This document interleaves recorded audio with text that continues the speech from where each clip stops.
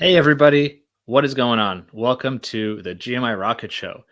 I'm your host, Roman Zelichenko, a former immigration lawyer and the founder of Laborless, an immigration tech startup that automates H-1B visa compliance, and also the founder of GMI Rocket, which brings you the show and is a marketing agency for the immigration and global mobility space. Today is episode number 57. And I'm in upstate New York, so I'm pretty close to the Canadian border, but we are going across the Canadian border to speak to Keli Propp, who is the co-founder of a company called Immigrate. And so Immigrate is an immigration company that provides immigration services and is effectively a software company at the same time. They have a really robust technology solution on the back end that basically helps them automate and streamline and digitize a lot of the immigration applications that they help with. So it's something that we actually don't have in the US. We're not allowed to have a kind of legal firm and a tech company at the same time, sort of thing. So it's really cool that in Canada, there's so many different companies that are doing really cool stuff in immigration. So really excited to discuss and dive into what's happening more generally in Canada with regards to immigration, especially as borders start opening up. And then, of course, to talk to Keli about her journey, her story, and the story of Immigrate. So without further ado, Keli, thank you so much for being here. And I'm super excited to talk to you and learn more about Immigrate. Yeah, thanks, Roman. It's a great pleasure to be here as well. Awesome. So this is going to be an interesting conversation because you are a co-founder of Immigrate. You're a co-founder with your husband, spouse, Dirk. And so we're going to kind of learn about you and your life, and of course about Dirk and some of the work that he's done, and then how the idea for Immigrate came to be. But I want to jump in before Dirk enters the picture. I want to learn about you and sort of what do you do, where are you from, kind of your background story and your kind of journey, because there's obviously a converging of paths here that came about. But would love to kind of dive in and learn more about Keli. Sure. So I grew up in Calgary, Alberta, and like most kids in the 90s, Calgary was like a thriving city, growing like most Canadian cities through immigration. And so a lot of my friends were new immigrants to the city. And so one of the things I wanted to do as soon as I turned 18 was go and travel and just go and see the world. And so I was really lucky because I went and did that. I got one of those online certificates that says teach English. Mm. You take that course, you write the exam, it's like $100 or whatever it was. And off to China, I went to teach English. Wow. I was like, holy crap, like what a difference, just being in another part of the world was. And I mean, and then from China, I went to teach English in South Korea. And that's Dirk. It was actually his idea that got me on to teaching English because we actually met when I was really quite young. I was barely 18 when we met, and he's like, I'm going to go teach English. I was like, me too. I'm going to do that too. He went to South Korea. I went to China. And then I was like, you know what? I think I'm going to go to South Korea too. And so I hopped over there and I started really teaching English a lot more. I was like, this is amazing. Just cultural diversity is really cool. And then because we're from Canada, a lot of Korean friends that I had made, they're like, well, can you help me figure out how to get to Canada? And I was like, I don't know how to do that, like buy a plane ticket. And I just kind of continued traveling, but I continued making friends with people where I went. I went to Mexico, saw what it was like there. And every time I traveled to another country, I encountered, shady agents. They're like, we'll get you this visa. And then you pay the money. You don't get the visa. And then you got to do it yourself, pay the money, and then you get the visa. And during this process of traveling, I decided I wanted to go back to university. So I got accepted into the U of S, and Dirk and I moved to Saskatoon in Saskatchewan, which is a really small prairie, kind of a very typical Canadian city. Mhm. It's centered around a university, um, just lots of really brilliant people in the city.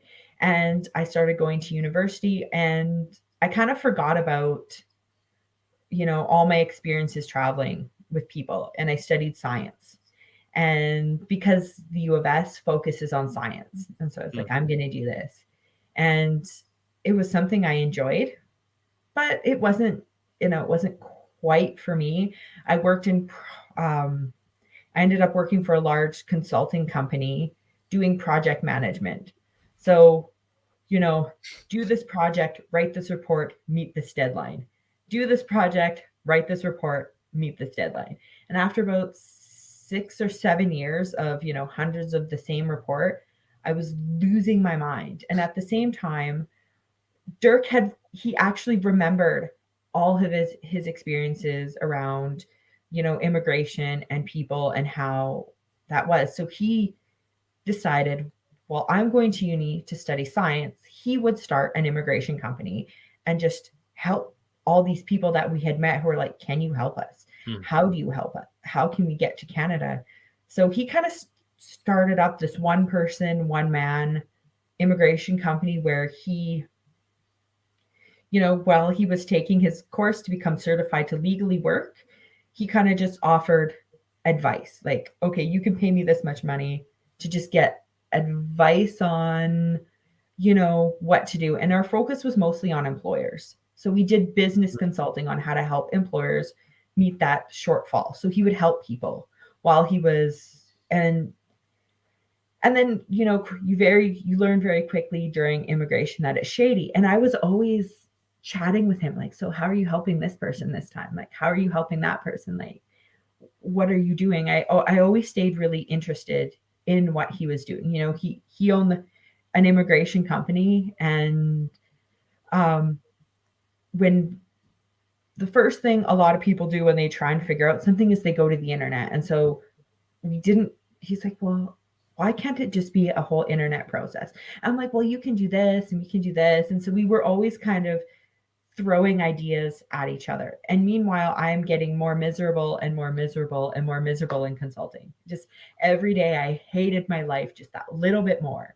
And I was so jealous. I'm seeing Dirk building a company, and I'm getting in there. I'm helping him. Like, I could do some content writing for you. I could help you research this. I could do this. I could just test this. And then one day I'm like, I hate my life in consulting. Can I hop on board? And he's like, absolutely, we need more help. So I just slowly I saw him living the dream, so to speak. And I was like, I want the dream too. I know exactly how that feels because, I watched other people start their own businesses and sort of, work on their own projects, on their own ideas at their own pace and time. And just for me, that felt, and it has its own stress, and we'll get to that, right? Because starting your own company is also not easy. It's not like it's a walk in the park, but it's different. And for some people, that's the kind of stress that they thrive on. For others, they'd like to go in and go to work and, get the projects, finish it by a deadline, and then, that's it.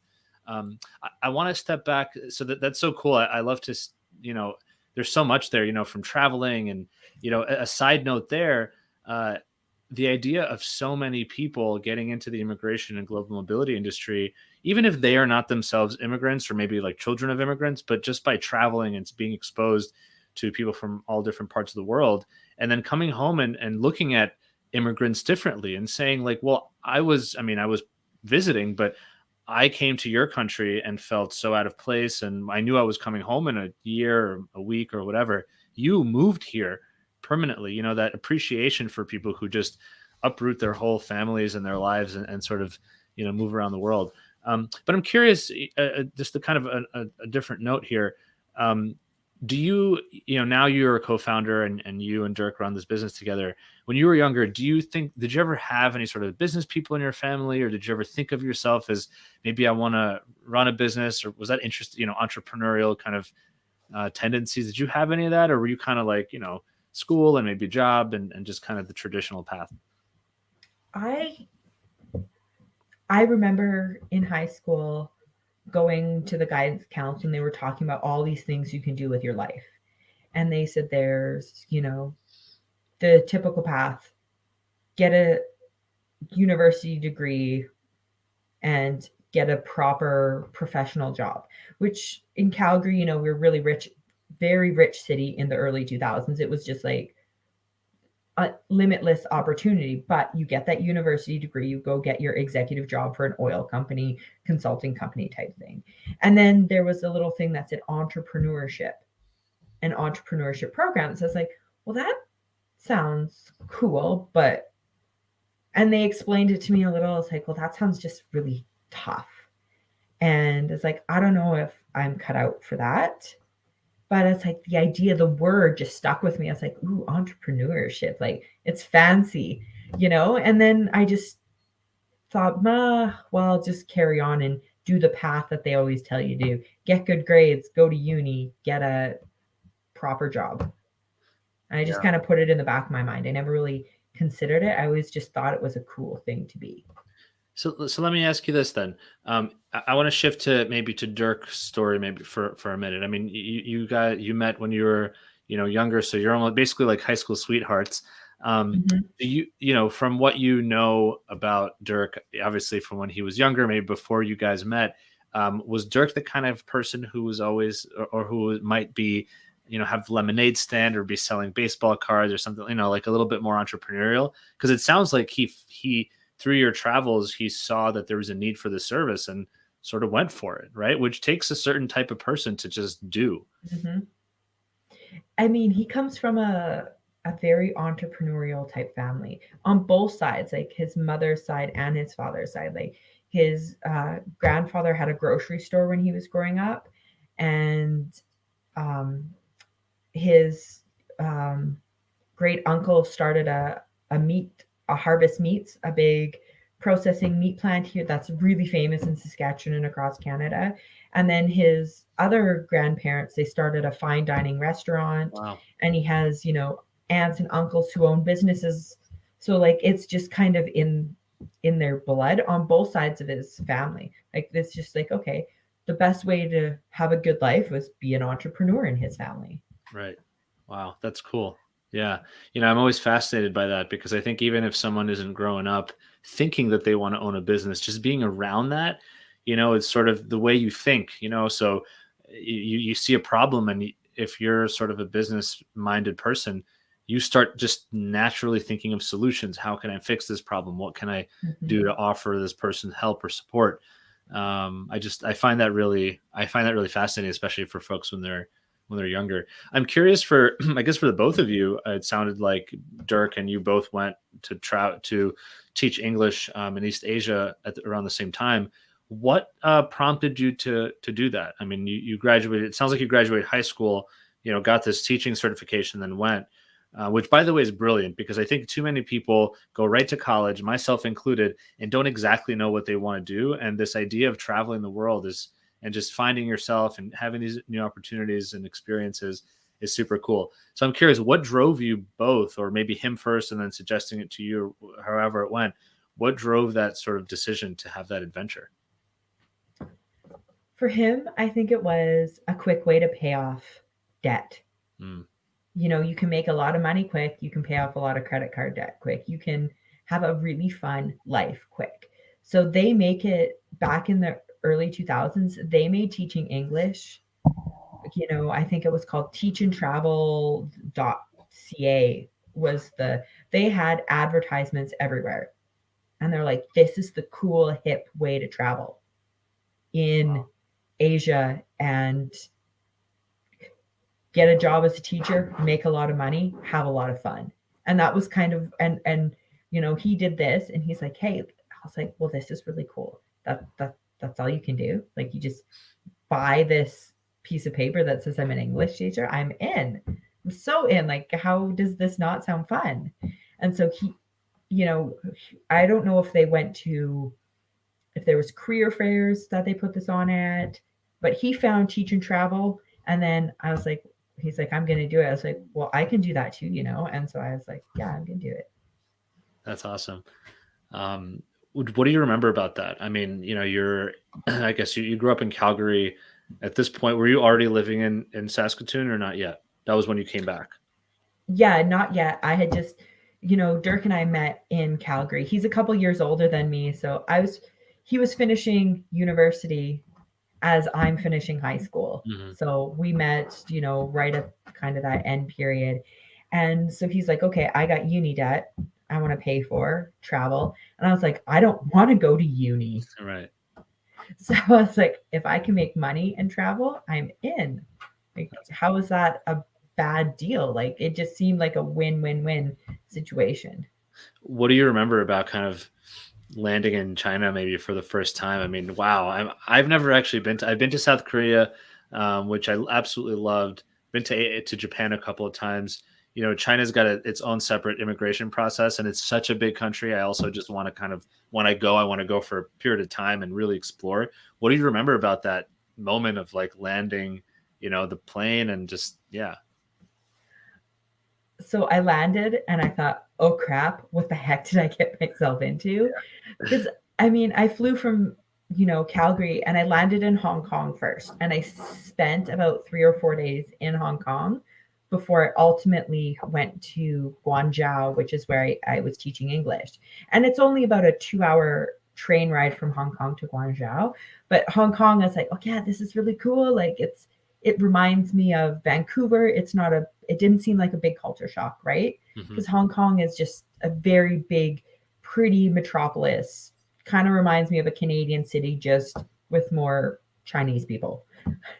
And then I went to Guangzhou. And then when I was in mainland China, I was like, okay, what the heck?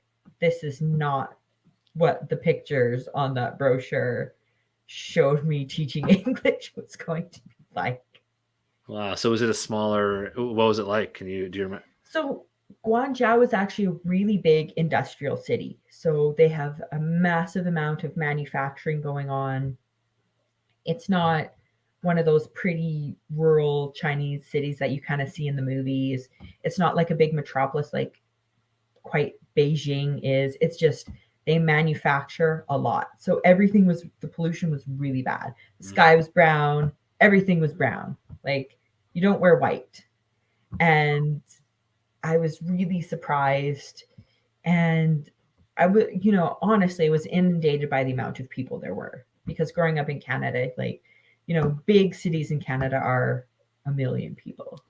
And this city, I think, had like 35 million people. Wow. Like my whole country in one city, essentially. So it was pretty frightening. Also, 18-year-old girl not being smart enough to do her research. I bring a book that's Learn How to Speak Mandarin to a city that speaks Cantonese. So here I am with my little book trying to speak Cantonese or speak Mandarin to everybody, and they're looking at me like I'm crazy. And it was a big wake-up call for like how hard it is just to go from something to something you don't know. And I thought I did research too. So wow. Yeah. I'm kind of surprised that they didn't. One thought that I had was, well, first of all, if there's going to be a lot of pollution, you probably should know that, so that you can either say yes or no. I mean, what if you have, whatever? But then also, I would hope that they would prepare you a little bit better. Although I guess part of it is like you got thrown in the deep end, and all of a sudden you got to deal with this stuff. And at the time, it was probably stressful, but A, it's a fond memory now, hopefully, and then B, I'm sure you learned a lot about how to be resilient very quickly. And how to sort of figure out problems very quickly on your own. Also, I don't know how to say this in a way that might not sound arrogant, but I learned the power of just being a Canadian. And not only being a Canadian, but being like, a white female Canadian also. Like there's a lot of power in that. And people see you in these countries and they're like, oh my goodness, like you have the dream. You're the dream that we are shown on TV that's sparkly, right? Interesting. It's so interesting. All of this. Sorry. It's like I had something that people wanted and I just didn't. I was like, well, it's nothing to me because I didn't understand how lucky I truly was until I landed there. And that, although you can't fight what culture or race you're born with, but you can, strive to understand things. And I was like, okay, it's like, I would like to understand these people a little bit better and That's it. understand why they think I'm so much better than them just because no, I don't know if that's the right word, but ideal.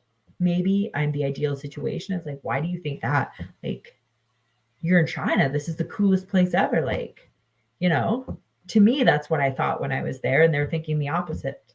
Yeah, that's really, really interesting, and also a cool realization. I mean, at kind of a relatively young age, right, to realize the privilege that I guess you do have, kind of living in North America and looking a certain way and being a certain way. Um, Mm-hmm. and it's cool too, because to your point, the grass is always greener in a way.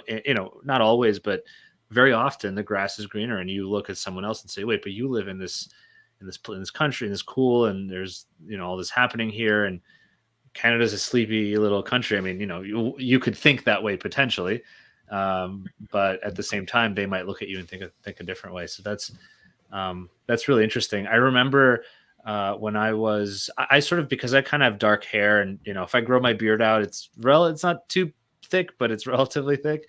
I blend in a lot of different places, like Mediterranean and like Western Europe and some Eastern Europe. So of course, when I was in Japan, I stuck out like a sore thumb. Even in a large city like Tokyo or Kyoto or something, people just like stare at you. And I remember, I'll never forget, this one kind of elderly woman skipped her train station and got off with us to walk us to another train, just to. I mean, we were like, no, no, please, she's like, no, no, it's okay, don't worry about it. She was like, I want to practice my English, and I just want to make sure that you get to where you have to go. And, you know, I mean, I help people on the subway in New York City, but I would never get off and like help a person go to where they need to go. No way. I've got places to be. And this person was just like taking the opportunity to talk to us in English. And that was, to me, kind of maybe a similar moment of realizing like, wow, we didn't even ask. And this person just gave us so much of their time and attention. Yeah, it's really interesting. And it does help you reflect on how people look at you, and what it's like to be a stranger in a strange land in a way. Sometimes it's good, sometimes it's bad. So I want to take a small moment here just to say, for anyone who's watching or listening, I usually do this earlier, but give yourself a shout out, tell us who you are, where you're listening or watching in from. And we'll, would love to just kind of see who's there, and tell us your name, maybe where you work, etc., where you're based. And then, of course, if you have any questions or comments as we're having this conversation, please leave a comment. And obviously, hit the like button or the heart button or whatever, depending on where you're watching, if you want to support our conversation. Okay, cool. So I'm happy we were able to dive into your kind of travels, because I think travel really does shape us as people, especially folks working in the immigration industry. So I kind of want to fast forward a little bit and talk about, you worked abroad, you worked across East Asia, you came back eventually, and then you said you went to university to study science. I think I read you studied toxicology, I guess, right? Is that so? Is that like for a pharmacy type of pre-pharmacy school, or I'm just curious, what does one do with a toxicology diploma? So you can't, like, toxicology is kind of, it's the study of poison, essentially. So anything that poison can do to the human body, animal systems, or the environment. And so I wanted to, seeing things as like, I'm going to make a difference, because that's what young people want to do, is they want to make a difference. And I thought, I'm going to do it with toxicology. There's this new toxicology program opening up at the U of S. It's really cool. They guarantee you're going to get a job with toxicology when you're done, and you're going to love life. And I kind of bought into that whole thing. And I mean, science is great. And I really love science. And learning. I loved learning how, you know, certain chemicals like polyhydro aromatic hydrocarbons, like how these little PHA chemicals, they start one place and they move across the globe and they somehow end up in the Arctic. And then they, eventually pollute our glaciers and all this kind of stuff. It's like, yeah, this is my jam. And then when you get into the job world, it's like, okay, what are you going to do? You, like you mentioned, pharmacy. A lot of people in toxicology, they're like, well, maybe I should go into pharmacy because there's money. Or they go into research, master's, PhD. Or they work in laboratories doing lab tests. Or they work, like I ended up in consulting, and they do mold assessments, asbestos assessments, industrial hygiene work, assessments for soil, just taking hundreds of soil samples, cramming it in a little jar, sending it to the lab, getting the results, and sending that report of results to the client so they can go, okay, did my job, done. And you're not actually making a difference. You're just writing the numbers so somebody can say they did a good job. When does anything change? Nah, nothing. Like, I didn't feel like I was contributing to anything in any way, shape, or form. And in the meantime, Dirk was, and so at some point, I guess you and Dirk do get married, right? And I'm assuming then you've moved from the Calgary to Saskatchewan, or Saskatoon rather. Well, Yeah. Saskatoon is, yeah. And so in the meantime, Dirk has started. So you've got this degree now. You are, you got into the field thinking you're going to make a difference. Turns out it's just like a desk job, but maybe out in the field a little bit. So I guess you're still moving around a bit, but I guess it sounds like it's still more of kind of a more traditional 9 to 5. Although, to be fair, it sounds like you got a job, so they did fulfill their promise, but maybe it wasn't exactly what you expected. So in the meantime, it sounds like from Dirk was then pursuing something different, right? So in the immigration space. So how did that happen for Dirk? How did that come about? So we came back to we moved to Saskatoon, and Dirk studied business and logistics. That's what his degree is in. And so he thinks about things in a very systematic way. How can we do these things? And when we came back to Saskatoon in, the mid 2000s, there wasn't really a lot of jobs in logistics for him. And he was just kind of looking for something. And this job came up, immigration processing for this company here in Saskatoon. And he's like, so you help people. He interviewed at the job, and he's like, so basically you help people from other countries make Canada your home. And they're like, yeah, we make it easier for them so that they don't have to worry about fraud or something. And he's like, okay, this is really interesting. And he worked for that company for a little while. And then because he has that entrepreneur background, he's like, I know how we could make the company better. I know how we could earn more money. I know how we could help these people in a better way. And not all, owners of a small business want to hear this criticism, right? Like, it was coming from a well-meaning place, but his boss didn't like that at all.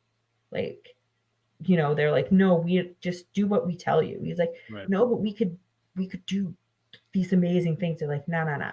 And so at this point, Dirk's kind of struggling. So he loved immigration. He was kind of like realizing that he could genuinely help people. And he has a very big heart. And if he can help somebody, he will help that person. And so he's like, we could help make a big difference. And his grandparents are immigrants. So his grandmother and grandfather came over from Germany right after World War II with nothing. And so that's always something they said to him, like, you gotta, respect where you come from. And so he's like, okay, if I can help people like my grandparents come to Canada, I'm in. 100% I'm in. And so he did this, and then we find out I am pregnant with our first child, and this company comes to him and says, okay, we want you to sign a non-compete clause for like 2 years. If you leave our company, you can't work in immigration for 2 years. He's like, no. He was unhappy with the job. They wouldn't take any help, constructive criticism. So I did what any, very supportive partner does when they're pregnant and crazy. I said, start your own company. Just do it. You can make a better one. So start your own. and no pressure. You better make money quick because we have a baby on the way. Right. And that's what he did. Like I want to say within a month of getting this decision, he was already applying for, a business license in Saskatoon to operate. Wow. And so he received his immigration consulting license while working at that business, right?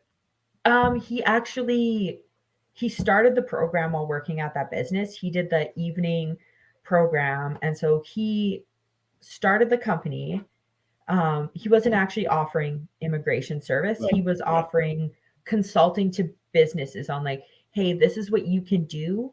You can consider doing this. So he was not doing immigration work, business consulting, which is legal in Canada. You can offer businesses consulting services as long as it's not in the immigration space. Right. So he was offering them ways to do, find good labor. He's like, did you ever consider recruiting workers outside of Canada? So he kind of was doing this because he's like, I can't jeopardize working in the immigration space illegally when this is my goal in life. So he found a way to make it work. And I think it was about a year after he started his own company, he got certified and could legally do all the actual immigration paperwork required. Yeah, I mean, and that's such an entrepreneurial way of going about it, right? Of saying, okay, well, I can't do it yet. What can I do? How can I work around, the reality that I have in front of me? I just want one comment here from Lachi. Thank you, Lachi, as always, for watching. Quoting the stranger in a strange land. That's actually, it kind of made me think of like the Hebrew Immigrant Aid Society. Their slogan, I guess, is welcome the stranger. And so I don't know, I guess that sort of thing was it stuck in my head. So thank you, Lachi, for the comment. And anyone else, if you ever want to chime in and throw out some quotes, that's always fun to read and see and bring it up here. And again, let us know where you're watching from and where you're at. So cool. So Dirk finally has his immigration license at this point. I mean, he's been doing some consulting. So I'm assuming, even that's building connections, it's building expertise, things like that. You have your kid, right? You still have this job and you continue to have this job for a period of time. At what point, because I want to start getting into this process or the thinking behind, clearly Dirk's business is growing, right? And so how does that sort of turn into a discussion around technology? So the company is growing, and basically we ran into more and more employers trying to do work, and eventually Dirk hit capacity. So I can't help more people because I, one, don't have enough trained staff. Two, no matter how many more people I add, I'm never going to make more revenue than I'm already making, because it takes, maybe 45 to 50 hours to do this application. And that's if you're really good and really fast. And then, average wages state this. So even if I had 10 more people, Canadian employers are only willing to pay so much. And immigrants, Dirk never wanted to charge them a lot of money. He's like, it's not fair to make them pay. Like, maybe in Canada, it's not that much money to a Canadian, but to, for example, a Mexican, 1,000 Canadian to a Mexican is a lot of money. That's a big financial commitment. So he never wanted to make these people who want to make Canada home bear the brunt of the biggest costs. He's like, it's not fair. I can't just say, okay, I'm going to charge $500 an hour because I can, so I can have a really rich life and be a super rich person. And meanwhile, all these people are coming here and they're taking 10 years to pay this off. Like, it was just so cruel. So he's like, there's got to be a better way to do it. He's like, logistically speaking, he's like, if you can solve problems with supply chain management, why can't I solve problems? Take that and solve my immigration problem. And one of the things that there's a big website that was really, really popular in the early 2000s if you wanted to find a job in, Japan, South Korea, China, Thailand. It was called Days ESL Cafe. And it was kind of a forum, and you go there to meet agents. He's like, I could do something similar. He's like, I could find a way to get people who need immigration services and find a way to help them meet me to offer immigration for them. And so he's like, also, he's like, if they're overseas and I'm here, mailing documents back and forth is so slow. Like certain things, yes, you have to mail like original signatures or birth certificates. He's like, but everything else, he's like, you could just, go to a PC room and log into this website and you could just give me all the information if I knew the fields, which of course you do because you have the form. So he's like, I think there's a way I could do this with a web app of some sort, just to collect data from people, or at least make it easy for them to find me. And so that's kind of how Immigrate was born. It was just this thought, how can I make it simpler and easier for everybody? For me as the person doing all the administrative processing, and for the client to just give us and get the data to us in a helpful way. So it started off, that's really fun, and really fun to hear, because I love that sort of every big company starts off small. So it sounds like here, Immigrate, the crux of the idea was, all right, first and foremost, how do we collect this data in a easy, streamlined way so that it's organized for us as the firm taking it in, and it's also easier for the client to input. So I guess it sounds like in the beginning, Immigrate was sort of like almost like a data collection form, like software, right? Like it wasn't Pretty much, yeah. It wasn't tied yet to the application or any kind of forms or anything like that. It was just, here, give us your data, input it into this, whatever it was, interface. Yeah, pretty much. It was pretty basic. It's like, give me your first name, last name, family members, some basic personal information. And from there, we can hit the ground running. So we have quickly discovered, once you work in the immigration space in Canada, you quickly discover there's two ways to go. You can hire a lawyer. And if you ask a lot of immigrants who've worked with lawyers, they often say they're too pricey and too white. Or you can work with an immigration consultant, which tends to be somebody but they're shady. And so it was just like, okay, so, and then another thing is, if the immigration consultant happens to be, also white, they're like, why aren't they just a lawyer then? So it was like these weird vibes that you get. And Dirk's like, I don't want people to get those vibes. And then sometimes we have lawyers that say, no matter what you actually need as an immigrant, they're like, we're going to do express entry. Express entry works for 85% of people. We'll make you fit in that mold and we'll give you express entry and get you here eventually. Or they say, you know what?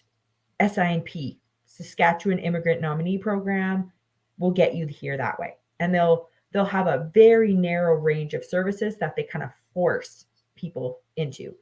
And Dirk always took the opposite approach. He's like, okay, what do you want? What's your goal? What's your plan? And they're like, well, I want to come to Canada. He's like, of course, but how? And they're like, well, I don't know. He's like, do you have enough English to come? What parts of Canada do you want to go to? What's your ultimate goal here? Do you want to work here for a little bit? Do you want to live here? Do you want to get citizenship? And so he would construct a plan. He's like, okay, so I have this basic information about you, your name, your country of citizenship, maybe where you're living. Because a lot of times people who, want to come to Canada, they've moved around the globe a little bit more. And he would get some information. He's like, you know what? BC, you're a cook. BC, it has a robust tourist and hospitality industry. This might be the place for you to get a really good job. So we could find you a really good job in BC, and it's way easier to come to Canada if you have a job. So let's try and find an employer that might be a good fit for you, or tell you, or make this plan for you. And that's all it came down to, is like helping people, finding out what they want, and then helping them get what they want, rather than just saying, hey, we're immigration. You want immigration services. this plan, this stream. Like, it's just such a rigid way to deal with people. When I was doing some research on you and Dirk, I saw that Dirk had previously started almost, I think, two companies, or what seemed like they were almost like marketplaces, right, to match employers with employees. So did that fit into here at all? Of like, look, let me give you my immigration advice is going to be based on a custom plan for you, right? And if that custom plan has to do with an employment opportunity, was it like, here's this platform that we have, or this kind of matching program that we have with employers that are already on the platform? Like, how did that come up? Because I know that you said that you're providing immigration services, but there is, if you're going to do employment-based immigration, there is some aspect there of almost like, I don't know if you'd call it recruiting, but like at least matching. So how did that come into play with what I guess maybe Dirk was doing at the time? So because, he started his own company, and entrepreneurs in Saskatchewan, like, we have so many. It's like the land of entrepreneurship here. It seems like they all stick together. They're all really willing to help you. So Dirk found a lot of the community started to find out Dirk's an entrepreneur, and he joined a mentorship program, and he's talking to these other entrepreneurs, and they're all complaining about labor shortages. I can't get so and so to work. I can't get so and so to work. And they're like, and Dirk's like, did you know you can recruit foreign workers? And they're like, nah, we've done that before. It's just a mess. And he's like, but it doesn't have to be. And so he kind of took it from both sides. He's like, I know these people who want to come. I know employers who need to hire good quality talent. And so we started Sask Job Cafe. And he would post jobs that employers were, he's like, she's like, we'll just do some advertising. And in Canada, if you're an employer, you have to get approval from the government of Canada before you can hire foreign workers. And it's called a labor market impact assessment. And so he specialized in getting this government approval. It's all immigration work. It has to be done by either a lawyer or an immigration consultant. And he's like, okay, you need these people. You genuinely can't find them. You've been trying for years to fill these positions. And he's like, okay. And then he would post the jobs. And because he had, international connections, he was able to help find people who could fill the jobs, but not just anybody, people who actually had the skills to fill the jobs. So he would try and make sure that the employer was happy with the employee. So we would do like international recruiting, but only if the fit was good. He wouldn't say, hey, you 5 people, I will guarantee you a job in Canada. I'll find you one. Right. We never did that. And we never said, hey, you employer, you need these people. We'll always find you people, no matter if they're good or not. It was never about that. It's like, let's see what we can do to help you find somebody. Either I'll find them, or, organically by posting your job in a wide variety of places, they'll find you. And either way, you're happy if you have a good quality person with experience. So Sask Job Cafe started. And then, we were using a small developer, because I am not a software engineer, neither is Dirk, but we had a friend who was, and he helped us out. And then that iteration of our software wasn't very good. And then we started SINP.com, which was the second one we kind of started. And it was more for assisting with employer recruiting internationally. So that we could post the job, post all the requirements of the job, and then have an intake form. So people wanting to apply outside of Canada, they could find us real easily and figure it out.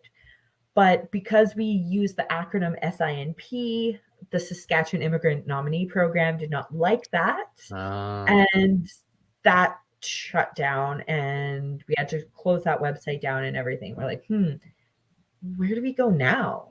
And he was kind of stuck. And he's like, you know what? I'll do it again, but I'm going to get in contact with the government of Canada first and find out what I can and cannot do, what they will and will not let me do. So he's like, he was never about trying to do anything shady or illegal. He's like, I want to do things legal. I want to be fully transparent about what we're doing. And when he discussed with ICCRC, which is the Immigration, Refugee and Citizenship Canada, what we were planning on doing, they said, okay, that's great. Like, go for it. Help people if you want to help people. We're in. And so we started version 3, which is where we are today. Wow. So today, so this is really a good time to talk about, all right, well, what does Immigrate do on the tech side, right? I'm curious to know, because it sounds like you kind of came at this from two angles. The one angle is, look, we can help bring some automation into the client intake process. We can capture people's information and maybe upload their documents, et cetera. On the other hand, you had this sort of almost parallel tech solution or web-based solution of helping people get jobs in Canada. So can you talk about how does Immigrate work today? What can a user expect, or sort of what's the pitch for the Immigrate software solution? Then we'll kind of talk about how that then supports the immigration work that your firm does. But just from the software side, how does it work?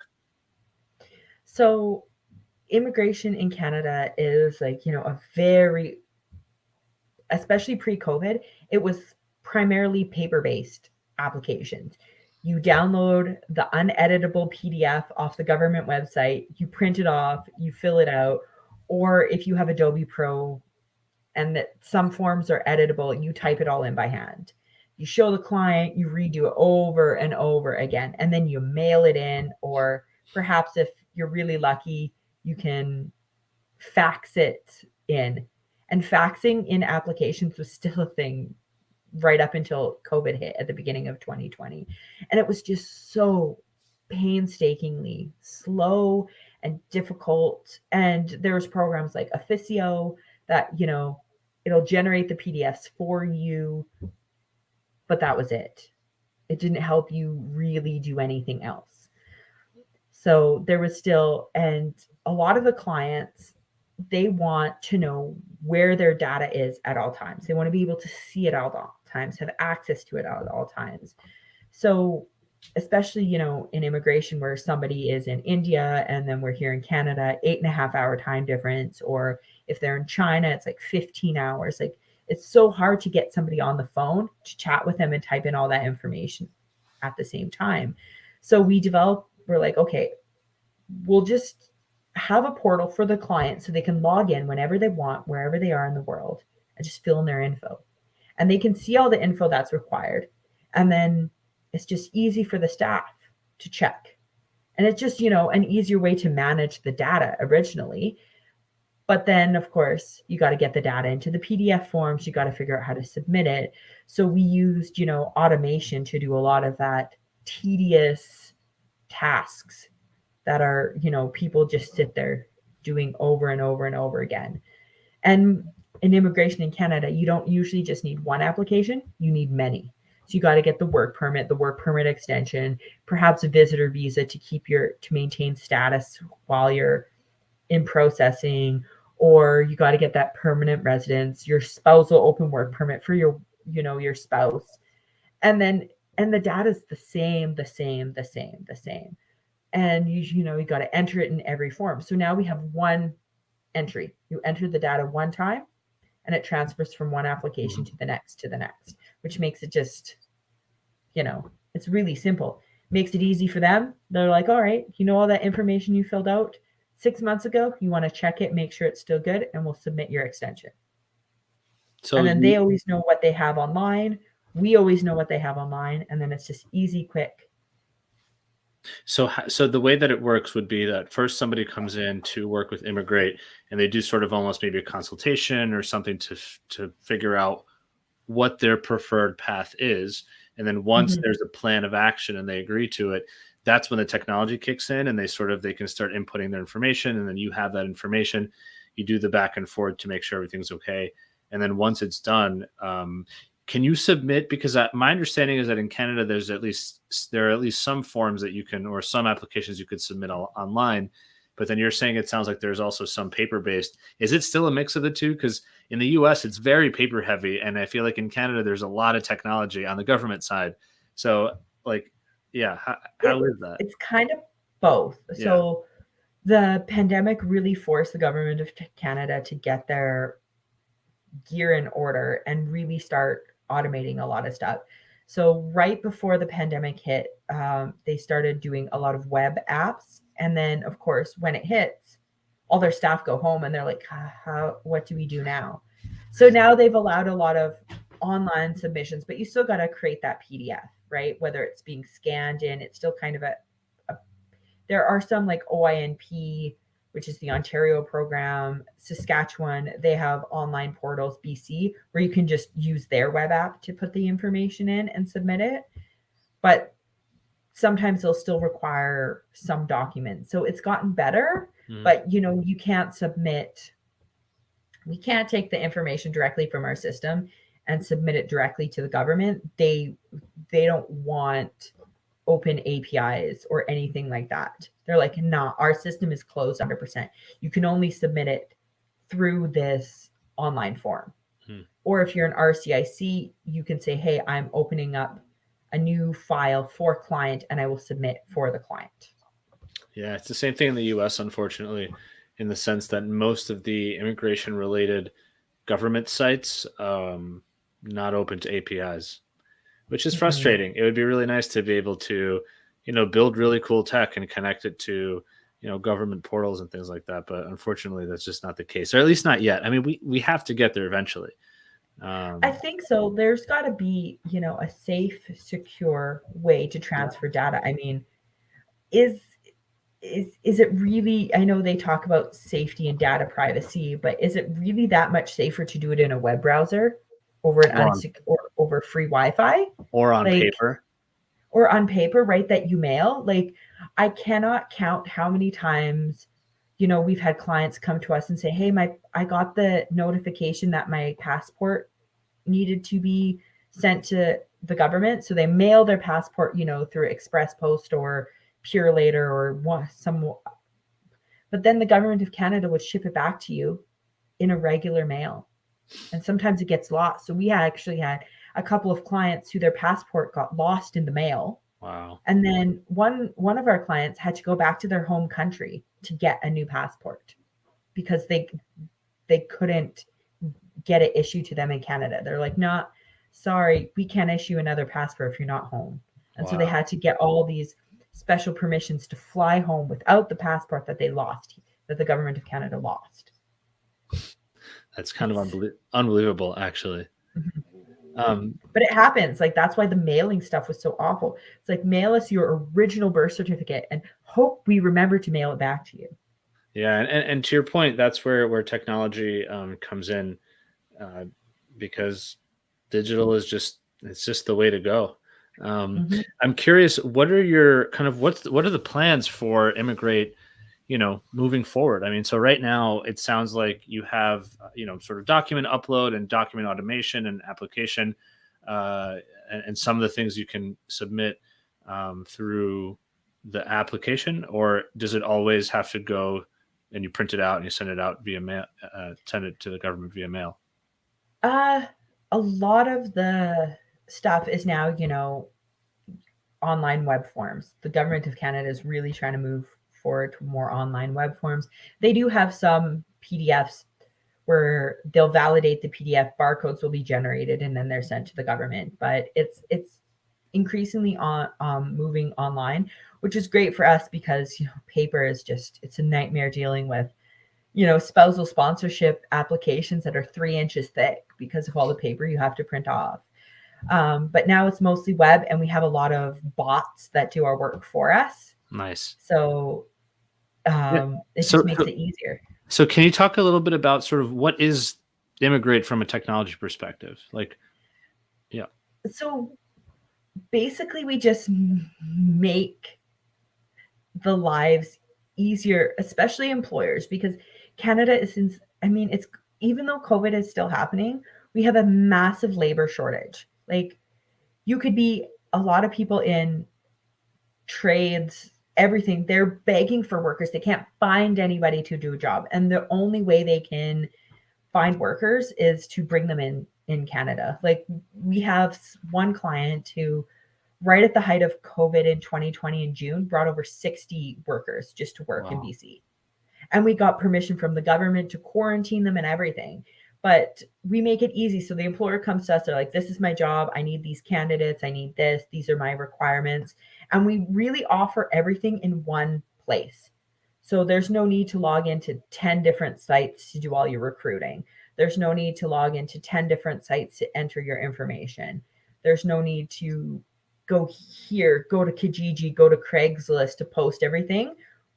You give us your ad, you put it in our site, and then we take care of everything else. So for the clients, it takes, maybe an 80-hour process for an employer who would do this themselves. And now they're doing it in like 3. They're like, okay, all I do is spend a couple of hours with you to input my data, screen some workers, and then that's it. Like, it's done. We just make it, it's really, everything is in one place, which is nice. We help you find workers. We do all the worker applications for our employers, and we help people find jobs too. So it's like really a full suite of services all in one little area. You don't even have to think about, going to get your HR stuff, get your immigration stuff, get this. We kind of smashed it all into one. So it's basically a job marketplace. And then once somebody gets hired from there who's a foreign national, then the immigration process kicks off. Same platform, you help them get that done. And then boom, the applications are submitted, and then you support them through that immigration process. And we get so many people who are like, I've been spending 5 years trying to find a job in Canada, find something, for example, we helped a chef. She had been she's a pastry chef, right? And she'd been working in Dubai for a while, and then she'd been working in Mexico. But pastry chef is such a very specific type of chef. And we had a client who was looking for a variety of different types of chefs. We said, here's a pastry chef. Would you be perhaps interested in a pastry chef? And he's like, I don't even ask for pastry. I would never think to ask for that because I know I would never get it in Saskatoon. Like, you can't find that here unless, the person happened to train here for whatever reason. And so she said, she's like, I've been trying to find a good job in Canada, one that would pay me well, but she didn't want to be in Toronto or Vancouver because, Toronto, the cost of living is insane. And Vancouver, it's pretty much similar. But Saskatoon, it's pretty cheap. And she's like, I had no options other than going to the big cities. She's like, I wasn't really ready to commit. But here, we really help people find the right job for them. We're not just like pushing them. Okay, you're a chef. Maybe you can learn how to be a pastry chef, or you're this. Maybe you can learn how to do this. We're like, okay, really, what are you? We have employers. So some people come to us and they're just looking for a job, or mostly that's how people find us. They're looking for work. And they're like, but I don't fit in any jobs that you have. Could you kind of guide me? And so then we give them advice on how to make a plan for immigration that would work for them, because we don't want to force people to take a job in, as a fast food counter person if they're a chef, right? Like, sure, there's some crossover, but they're ultimately not going to be happy, and they'll leave that employer in 6 months, and then both people are unhappy. So we want to truly make people happy, find the workers, help Canadian employers find staff so they can serve their clients in a really good way. So, and that's a really great example of like maybe a small business or a hospitality business. I guess it could be a large, maybe a hotel chain or something like that. A question here with regards to corporates. Does Immigrate have an API that can maybe connect with HR platforms like Workday or Peoplesoft? And I imagine for companies that are based out of Canada that have, that hire foreign nationals and, utilize, of course, an HR software, is there either now or maybe in the future, or do you have any thoughts about an API that can connect with some of these really popular HR platforms? We have played around with the idea of it. We don't currently have an API that can hook up with platforms like that, but it is definitely something that we have been thinking of, because most of our HR stuff is just, custom made what we have. But ultimately what we have kind of built our software to be able to do API integrations. Either they, integrate with us or we integrate with them. So it is definitely something that we're very open to and looking to do in the future. We don't quite do that yet, but it is something we definitely want to move into, because then clients, we do work with a lot of very large companies in Canada that have restaurants all across Canada, many, many locations. They're like, but I already have an HR software that I work with. Right. And so we're like, okay. And so we want to try and figure out a way that we can make an open API that other softwares can use of ours so they can connect together. It is something that we want to figure out the best way to do, but currently we don't have it, unfortunately. Got it. Now, thank you. And thank you, Elena, for the question. So maybe that's a great way for me to kind of transition to the question of, if I mean, I know the feeling, you're a startup and it feels like there's a lot happening. There's probably a lot on the roadmap, but what do you see for the future? What do you and Dirk and the team see for the future of Immigrate? Maybe whether it's a year down the road or 3 or 5 years down the road, like what are you building towards right now? Originally, our goal is to be the one-stop immigration shop in Canada, somewhere you go that you're going to get really good, expert, transparent help from. And most of our clients are Canadian businesses who are they need help and they don't know where to go and they don't know how to do it on their own. So we offer help for them, but we want to make sure that we're not alienating any group that we help. We don't want people to think, oh, they only help businesses, they don't care about immigrants, because we care just as much about Jose, who came from Mexico to work with one of our biggest clients that maybe we work with year over year, but we still care just as much about him as we do them. I mean, we just want to be, we want people to think Immigrate, we want them to think transparency, legitimacy, good, solid help. Whether we help you, by you've purchased a 30-minute consultation from us and you just learned how to fill out that work permit on your own, or whether you filled it out and we just, you spend $100 or $165 with us to learn how to submit it on your own. Yes, we will dedicate whatever you need to help you. We can do things with you, we can do things for you, or we can simply just offer you the advice you need. And the same goes for Canadian employers. Like most of the employers and most of the people we work with, they're like, I don't want to do it on my own. But if they do want to do it on their own, we'll help you. For whatever fee, we're not here to make you spend $500 or $600, but for $165, a lot of times, like just a little bit of money, we can just get you to do it on your own. And then at least you're getting legitimate advice from a real consultant who's specialized in that area. Because sometimes, that person in India, they're in a little fishing village and they heard about this job and they want to come to Canada, but they don't want to, they can't pay that money. So they're going to go to a shady guy who says, I'll do it for 200. And then they'll get somebody who just takes their money and doesn't help them. Mm-hmm. And we see this a lot. Like so many people come to us and like, I paid $10,000 to get PR and all I have is a work permit for 1 year. So we're like, okay, you want advice? Well, here's some advice. In Canada, you can't really, the way the law works, you have to be an RCIC to give advice. You can't just give free immigration advice. You got to have that immigration behind you, or you have to be the government to give it. So We're like, meet with one of our professionals and we'll just tell you what you need if that's all you want from us. Right. We don't offer, like a lot of places in Canada will offer free consultations, but then they high pressure sell you in those consultations. Like, okay, you should pay the $3,000 to me and I'll give you express entry. And it's just a hard sell. They don't actually help you. Right. And we just want to help people. Like I was at a very dark place in my life one time where I was stuck and I had nobody to help me and I didn't know what to do. And like, it was actually when I was in China. I got stuck in China and I couldn't figure out how or anything what to do. And I just met a couple of people who were just willing to say, did you know if you could go here, they could help you? And I just did a couple of little things with a couple of little bit of help from some people, they saved me so much time. And if we can help people avoid these shady guys that are saying, I got you for $3,000, I guarantee you a job in Canada.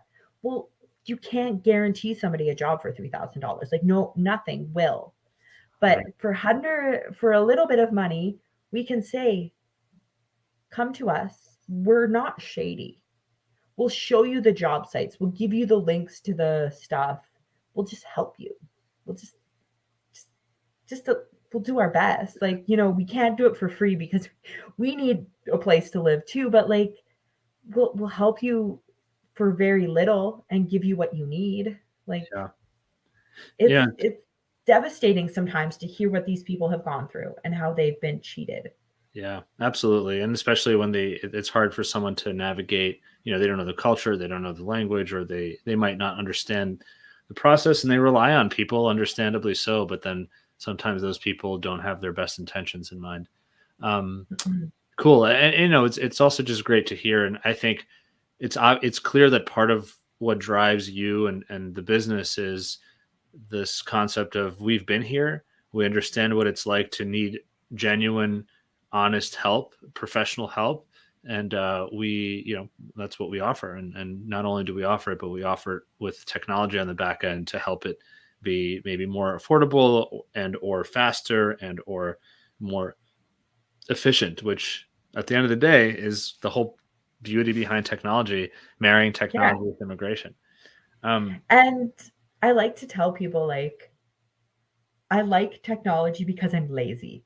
So I want to be able to figure out how to do something in the shortest amount of time possible so I can sit on my butt and do nothing, right?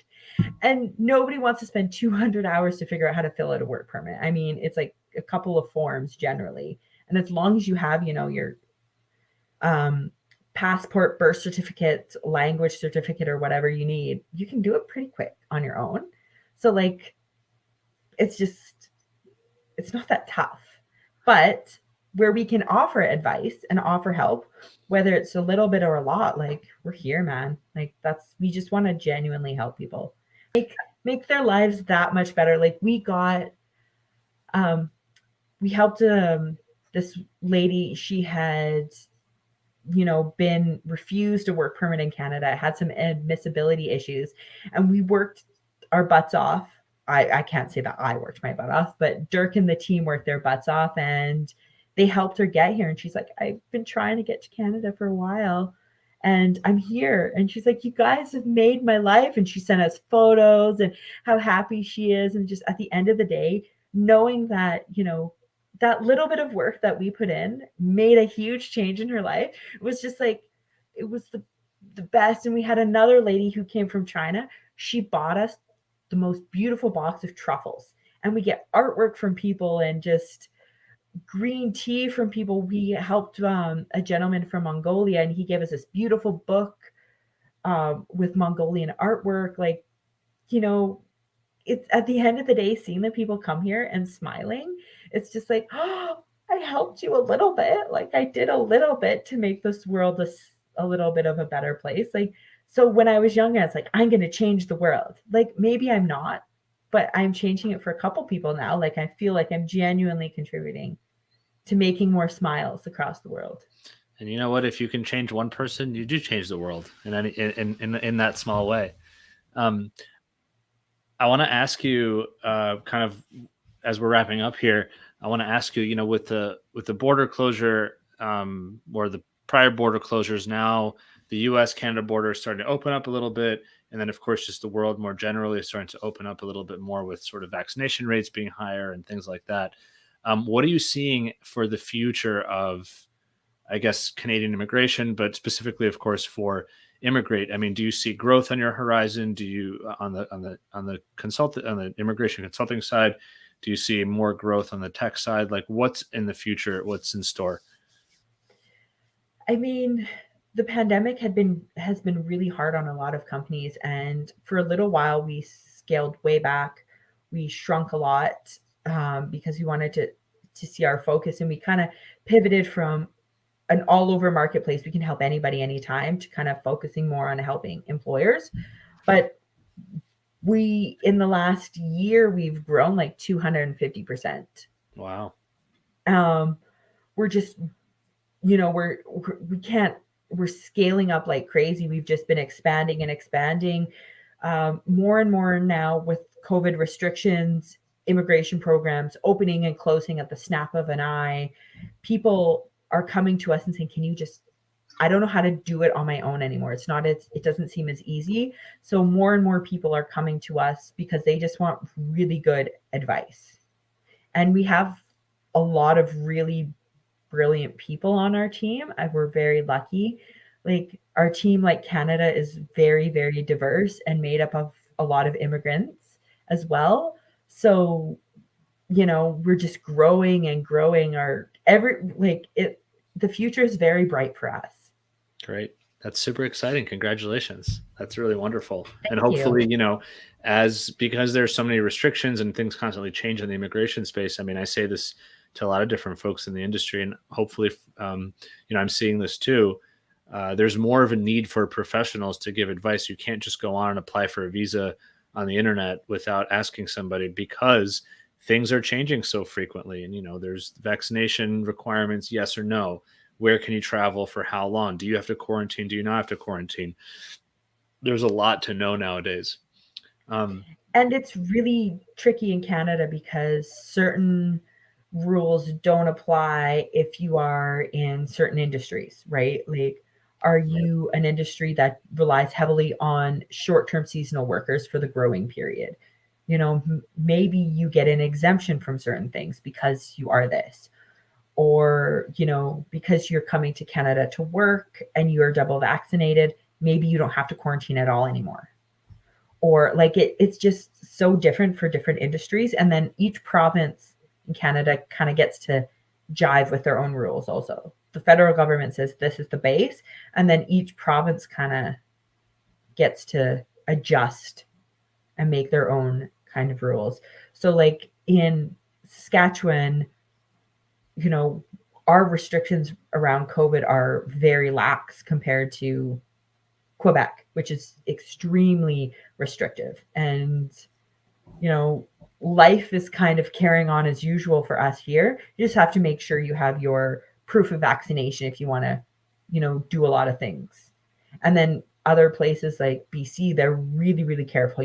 There's still restrictions on gathering sizes, youth sports, all these other things. Where here it's like, no, man, you're vaxxed, you're good, kind of thing. So each province is so wildly different. So it is kind of nice to have somebody to help you navigate that, because I actually had to talk to people in our team. It's like, I want to go visit my mother over Thanksgiving, which is for us in Canada, it's Thanksgiving weekend this weekend.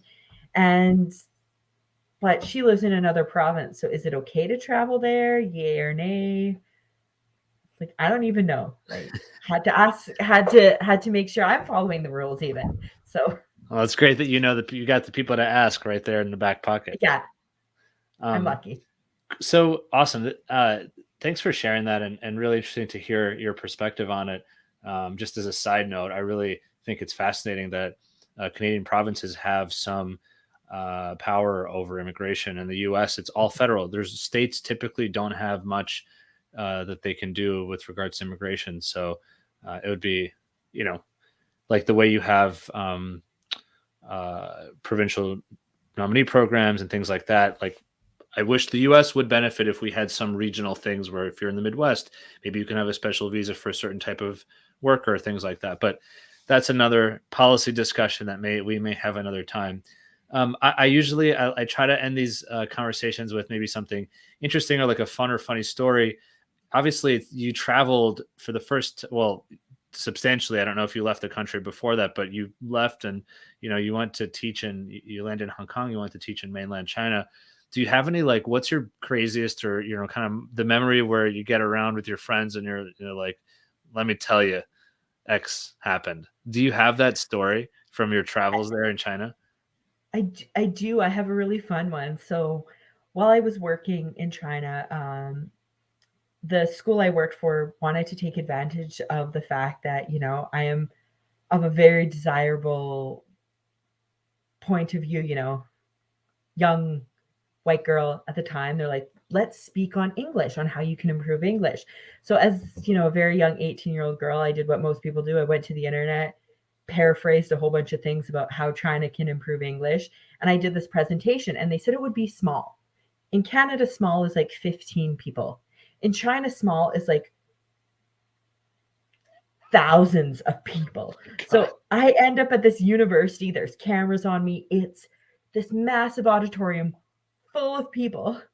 And here I am pretending that I know about how to improve English on a global scale, reading this little performance. And then at the end, all these students are like, teacher, your teacher is like, kind of. They're like, and then somebody yells out from the back of the crowd, Drew Barrymore. I was like, what? Drew Barrymore? And they're like, it's Drew Barrymore. So all these people come rushing towards me thinking I'm Drew Barrymore. And I was like, you know what? I signed a whole bunch of autographs pretending I was Drew Barrymore, took pictures, did all. I thought this, I was like, I'm not. And I couldn't convince them that I wasn't.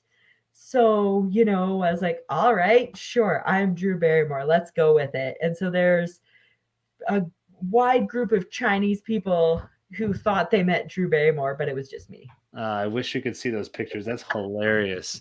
Yes, hilarious. I wish I could too. What a feeling of like, oh, I'm going to go do a presentation in front of 10 people, and you step out into a massive auditorium with thousands in the crowd. Wow. Yeah. And I was like, all right, well, I'm a celebrity now. And also, what a way to get into public speaking, huh? Yes. I had never done a speech before. So it was my first speech and my first taste at fame. Also my last taste at fame too. But... and the first and last. Oh man, that's awesome. Well, Keli, thank you so much. This was such a fun and interesting conversation. Really cool to hear what you guys are building with Immigrate and just the passion behind, the desire to help people and do it in a way that also, of course, brings technology into the fold. So I wish you the best of luck, because obviously there's a lot more moving forward with the company and Dirk as well. And thank you so much for being here and sharing your story. Yeah, thank you so much for having me. It was a real pleasure. Thank you so much, Roman. Awesome. Well, there you have it, everybody. Canada, the Canadian and US border is very frequently on the news these days, opening up. And so it's really interesting to hear, kind of what's happening on the other side of the border, and sort of what services and products are out there to help. So, yeah, really excited. And I'm just excited for more technology companies and tech-based firms just to be popping up and innovating. It's so exciting to see, because it feels like just a few years ago there were very, very few players, and now there's really just a lot of great talent on the technology side of things, which will help move people back and forth more easily. So with that, thank you so much for being here and for listening, for sticking around, for your comments and your questions. We had Mario. Thank you I don't know if you're still watching, but Mario, thank you a lot for your time. I appreciate it. And Elena says, I love how Immigrate is adding integrity and transparency to the Canadian immigration process. Thanks for sharing your story. Exactly. I think if we got anything from Keli, it was this idea of like, there are, it's not to say anything bad about people, but there are always going to be sort of not the, players in every industry that don't have maybe the best intentions, or maybe are trying to do something in a kind of a sneaky way. And it's definitely important to be able to trust your service providers. And so I think if anything, we've got anything from Keli and Immigrate, is that they try their absolute best to be as transparent as possible about the service they provide, what the person can expect from an immigration standpoint, and things like that. So thanks everyone for being here. Stick around. I know it's towards the end of the year, so there's going to be some weeks where there is no show, just because I don't know, Thanksgiving. I'll be at Worldwide ERC. So for any of you who are going to be in Chicago in 2 weeks on Friday, I'll be there, and we won't be doing the show and things like that. So, but next week we'll be back here at 4 p.m. Eastern, same time, same place. In the meantime, have a great weekend. Peace out and stay safe.